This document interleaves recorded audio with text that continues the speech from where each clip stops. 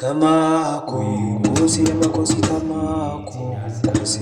Sawubona ngithemba uyaphila. Hope you like, share, follow and comment to the page Izincazelo Zamaphupho. Namuhla-ke sizokhuluma ngokuthi uphuphe lapho wawusebenza khona, kodwa-ke manje awusasebenzi kuleyo ndawo. Ukuphupha-ke lapho wawusebenza khona. Ezinye-ke zezinto-ke kuyaba ukuthi ithongo lakho likupha-ke umsebenzi ukuthi uphethise okuthile. Imase-ke wena uyakhohlwa ngakho konke lokho, koda-ke ubushilo ukuthi uzokwenza okanye-ke izinto ukuthi bebazicelile uzokwenza ngendlela ebazicele ngayo. Yimase-ke wena awenzi, yimase nabo-ke bakuphuce umsebenzi.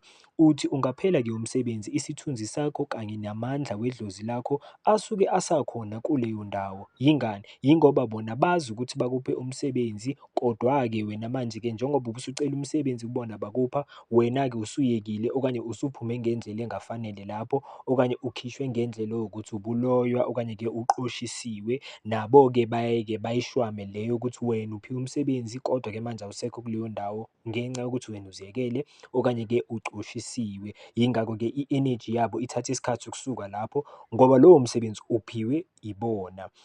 Number 3, ingani-ke? Yingakho-ke njalo uma lifika leli phupho lapho wawusebenza khona, kuyaye kube khona-ke la owukuthi lizophikelela leli phupho kuthi kanjani ungasekho lapho ububekwe ithina khona. Wafunga ukuthi uzokwenza okuthile uma singakupha umsebenzi, manje-ke kungani ungasekho lana? Kwabanye-ke kuyaye kube ukuthi uboniswa ukuthi umsebenzi wakho usakhona kodwa-ke waxoshiswa, yingakho ingasuki kuwena lento. Abanye-ke kuba ukuthi idlozi likuphuce umsebenzi uma ungasenzi izinto owukuthi wafunga ukuthi uzozenza. Kwesinye-ke isikhathi kuyaye kube ukuthi uboniswe ukuthi kuyakhulunywa ngawe lapho kuleyo nkampani okanye kuyabuzwana ukuthi wayaphi, yingakho lihlezi likuhlupha. Ngamanye amagama abantu owukuthi nabo bakubekile engqondweni, nawe-ke mhlambe kokunye subconsciously base sekhona engqondweni yakho labo bantu, kanye nawe umzimba usajwayele leyo ndawo, kakhulukazi-ke uma ngabe wasebenza isikhathi eside.